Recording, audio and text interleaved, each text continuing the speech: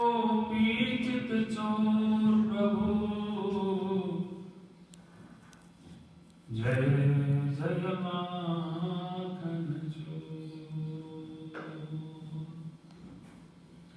भक्ति भगवंत गुरु चतुर नाम बपुए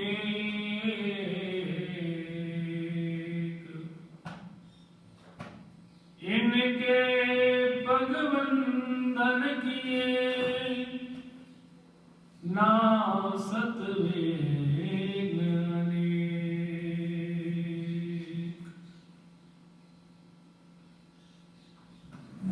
बाल कृष्ण लाल की जय।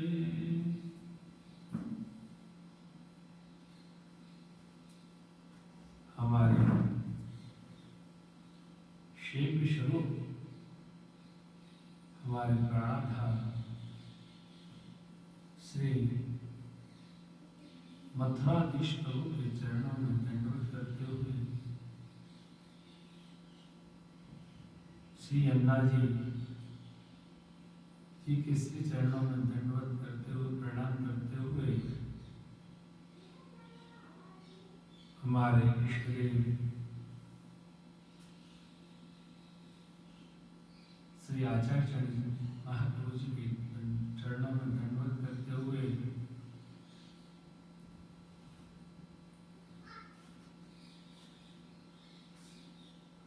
हमारे कंठी वाला ब्रह्म संबंध गुरु श्री श्री 108 श्री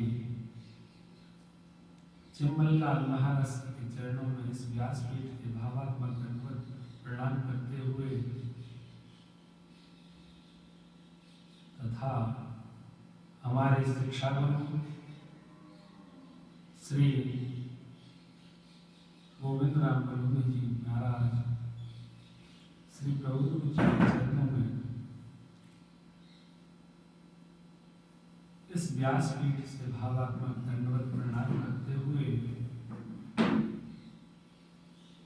और आप सभी वैष्णव वृंदन को इस व्यासपीठ से जय श्री कृष्ण।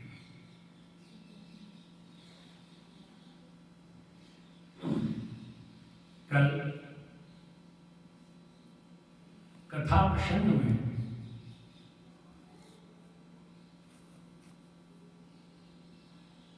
हमने इसकी गिरिराज पूजा की कथा श्रवण की। ब्रजवासियों के अन्याश्रय दूर किए ठाकुर जी ने।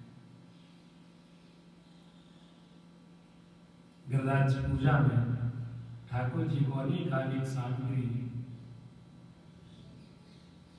पधरा के श्री अन्नकूट जी अन्नकूट का भोग लगाया। ऐसे श्री गिरिराज बाबा हम सब वैष्णव के ऊपर भी कृपा करें और बार बार हमें ब्रजवास करावे, क्योंकि यह ब्रजभूमि ठाकुर जी को प्राणाधार हृदय, यहाँ श्री गिरिराज बाबा श्री यमुना जी आचार्य चरण श्री ब्रजभूमि में समस्त देखो चार धाम जैसे हमारे हैं, ऐसे या ब्रज में या ब्रज की भूमि में समस्त देवी देवता विराज है। जब कुंभ का आयोजन होता है, महाकुंभ का, उससे पूर्व हमारे श्री ब्रज में श्री वृंदावन धाम के ऊपर एक कुंभ का आयोजन होता है। यानी कि ऐसा महात्म्य है कि उज्जैन, नासिक, हरिद्वार, इलाहाबाद, इन चार स्थानों में जो कुंभ लगता है उससे पूर्व ब्रज में वह कुंभ लगता है। और ऐसा माना जाता है उस कुंभ में समस्त देवी देवता इस ब्रजभूमि में श्री ठाकुर जी के दर्शन हेतु पधारते हैं। ऐसे या ब्रज की यह रज और यह पवन श्री यमुना जी को जल हम सब लोग जीवन को कृतार्थ करने वाले हैं। हम वैष्णवन के जीवन को कृतार्थ पवित्रमय शुद्ध अंतःकरण पवित्र हो जावे हमारा अंतःकरण वाकई श्री यमुना जी को पान। ऐसे ब्रजभूमि में और ब्रजभूमि में जो श्रीमद गोकुल है, जो ठाकुर जी को घर है, वहां ब्राज की आप कथा श्रवण कर रहे हैं पिछले 5 दिनों से। आज की कथा में बड़ी सुंदर कथा है और हम जो ये कथा श्रवण करने के लिए बैठे, हमने शुद्ध मन से यह कथा श्रवण की और भागवत कथा की महात्म्य में ही ये है बतायो कि ठाकुर जी की कथा ठाकुर जी के द्वारा और ठाकुर जी ही को प्राप्त करने वाली है। यानी कि साध्य कौन? बोले ठाकुर जी। साधक कौन? बोले ठाकुर जी की कथा। और फल क्या? बोले ठाकुर जी को प्राप्त करना।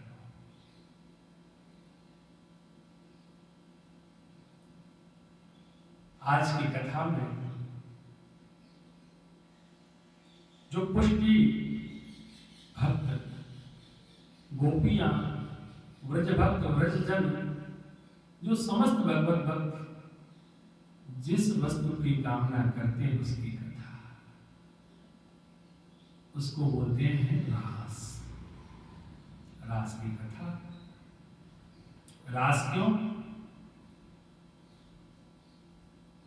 या कथा को रास क्यों बोले? तो बोले रसो वैशः।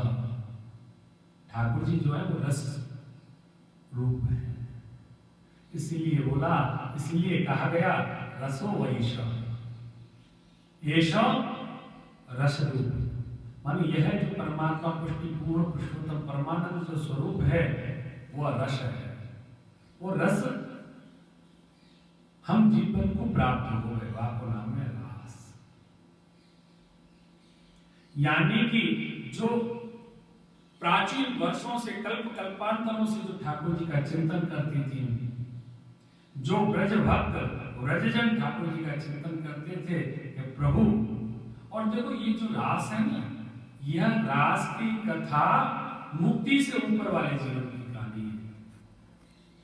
यानी कि जो जीव मुक्त हो गए हैं,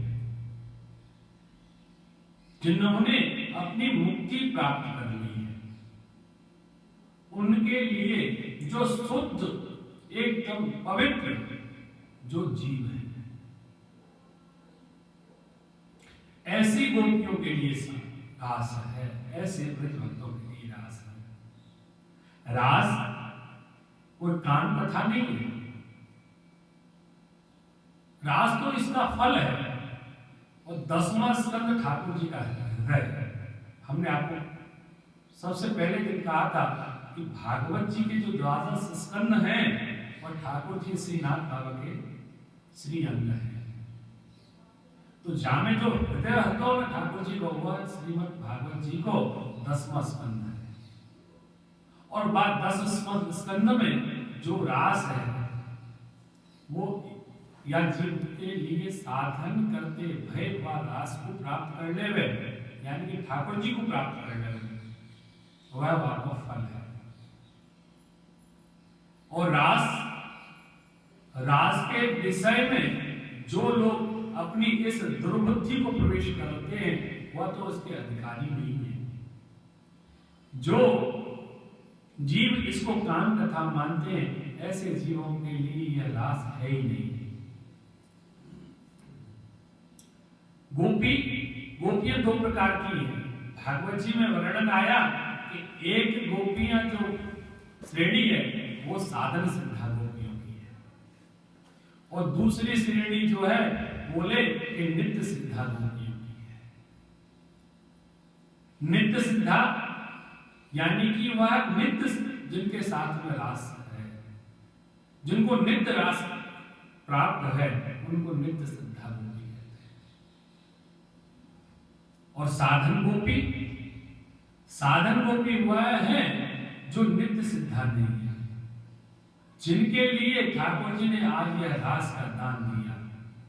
साधन सिद्धा गोपी एक नहीं है, 10 नहीं है, 50 नहीं है। साधन सिद्धा हुआ गोपी जो समस्त कल्पांतरों से जिनका चिंतन करते हुए आई और रामावतार में ठाकुर श्री रामचंद्र प्रभु ने उनको आशीर्वाद कृपा की कि आपके जो मनोरथ हैं उनको मैं कृष्णावतार में पूर्ण करूंगा। और साधन सिद्धा गोपी बोले कि साधन सिद्धा गोपी वह गोपियां हैं, अभी आपने कल चीरहरण लीला में भी कथा श्रवण की, वो गोपियां जो ठाकुर जी का चिंतन करती थी, और ऐसी गोपियां भी जो ठाकुर जी को पति रूप में वर्ण करना चाहती थी। आई ना कात्यायनी महामाई महायोगिनीश्वरी नंद गोप श्रुते देवी पतिम में कुलते नमः। यानी कि उन रात्रियों ने, उन श्रुतियों ने, उन ऋचाओं ने जब गोपी रूप धारण करके ठाकुर जी को पाना चाहा, वह बस यही निरंतर चिंतन करती रही कि हमको किसी भी प्रकार ठाकुर जी प्राप्त हो जाए, मुक्ति नहीं। यानी कि जो मुक्ति से ऊपर वाली बात थी, श्रेणी जो थी, उन गोपियों ने, उन ऋचाओं ने, उन मंत्रों ने, उन श्रुतियों ने, और यहां तक तो ऐसा माना जाता है कि भगवान शंकर भी गोपी रूप धारण करके उस रास को प्राप्त करने के लिए आए। यानी कि प्रभु उस रस रूप को सबको प्राप्त कराना चाहते हैं, इसी का नाम रास है। और उन यज्ञ पत्नियों पर कृपा करते हुए उनको रास के लिए दान देने के लिए आशीर्वाद दिया। यज्ञ पत्नियों के ऊपर, कुलंदियों के ऊपर, चरसनी जीवों के ऊपर, जनकपुर की, कौशलपुर की जो गोपियां थी, जो स्त्रियां थी, उनको आशीर्वाद दिया। उनका सबका मनोरथ इन साधन सिद्धा रूपी स्वरूपात्मक जो गोपियां थी उनको प्राप्त हुआ। ऐसा रास जिसकी बात हमारी ये जो सामान्य बुद्धि है उसकी कल्पना ही नहीं कर सकती। लोग बोल देते हैं रास काम रूप है, काम रूप कथा है, पर ऐसा नहीं है। उस समय ठाकुर जी की मात्र 7 वर्ष की आयु में गिरिराज पर्वत धारण किया और उसके बाद ही रास की कथा आती है भागवत जी। यानी कि एक 7 वर्ष के लौकिक में भी अपन दृष्टि डालें तो 7 वर्ष के बालक में लौकिक काम तो होता ही नहीं है। यानी कि वह बालक जो निर्दोष होता है, लौकिक कार्य भी उसके अंदर प्रवेश नहीं करते और लोग कहते हैं राज काम करना है। और भैया ठाकुर जी की यह लीला, क्योंकि अगर यह काम कथा होती है तो गोपियां साधन सिद्धा कैसे प्राप्त होती? गोपियां साधन सिद्धा नाम श्रेणी को कैसे प्राप्त होती अगर काम उनके अंदर रह जाता तो? काम, क्रोध, लोभ, मोह, माया, मत्सर आदि।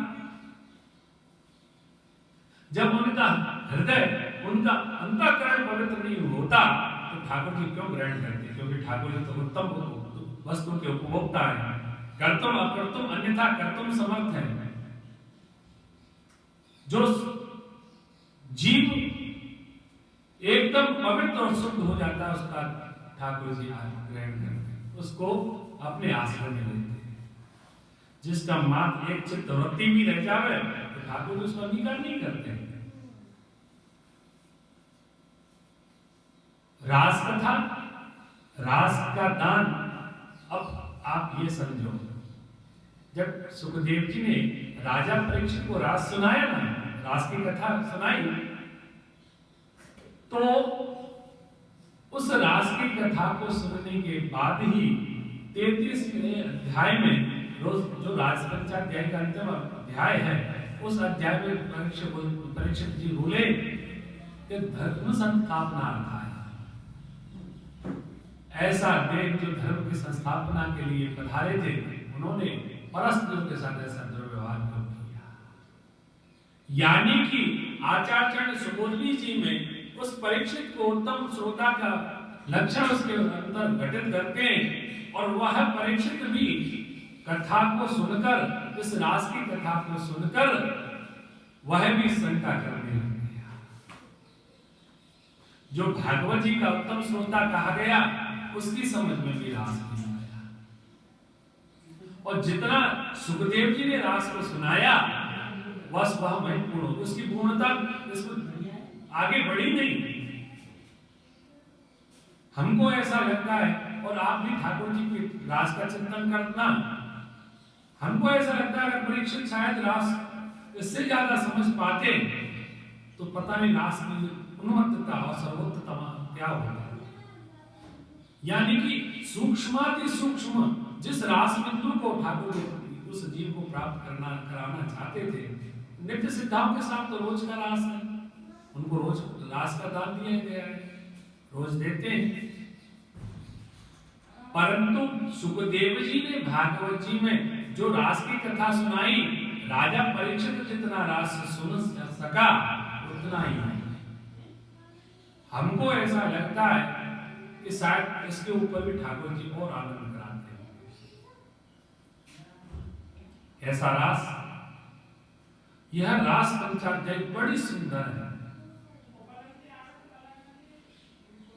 बड़ी सुंदर। और रास के उस 29वें अध्याय का पहला सुखदेव जी बोले, राजा,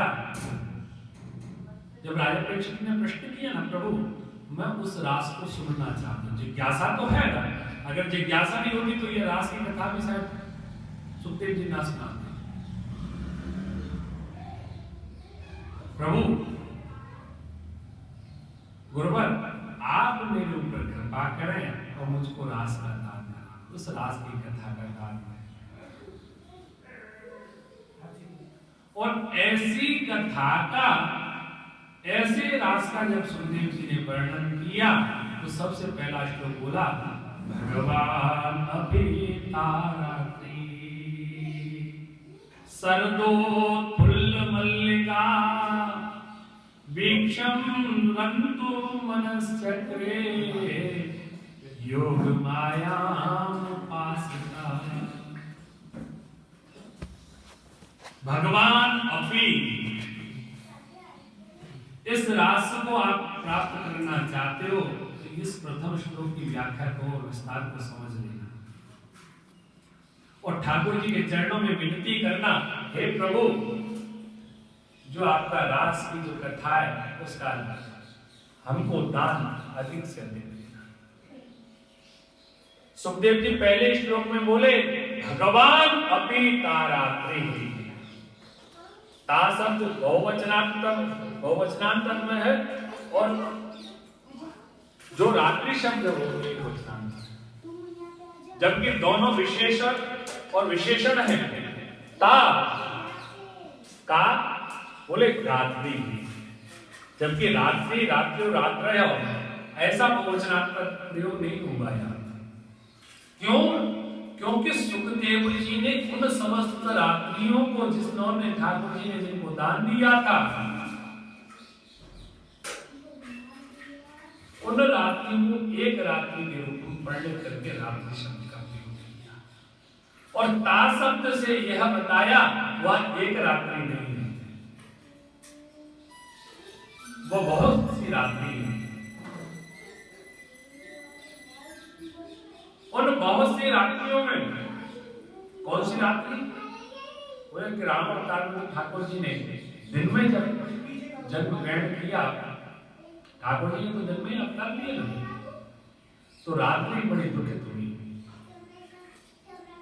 कि प्रभु आप जिसको त्याग देंगे उसको तो मर जाना बेहतर है। हम जिसका आश्रय ग्रहण करते हैं और वो हमको छोड़ दे तो हमारी स्थिति मनस्थिति क्या होगी। ठाकुर जी की शरण में रात्रि गई और रात्रि ने प्रार्थना की, हे प्रभु मेरे ऊपर कृपा करो, मुझको क्यों त्याग दिया, मुझको भी अंगीकार करो प्रभु। राम अवतार में श्री राम भगवान ने उन रात्रियों को आशीर्वाद दिया और कहा कि मैं समस्त कार्य कृष्णावतार में आपकी सारी जरूरत पूर्ण करूंगा। उन रात्रियों को ऐसा जब आशीर्वाद प्राप्त हुआ और त्रेता से लेकर द्वापर तक जितनी भी समस्त रात्रियां थी वह रात्रि कब बीत गई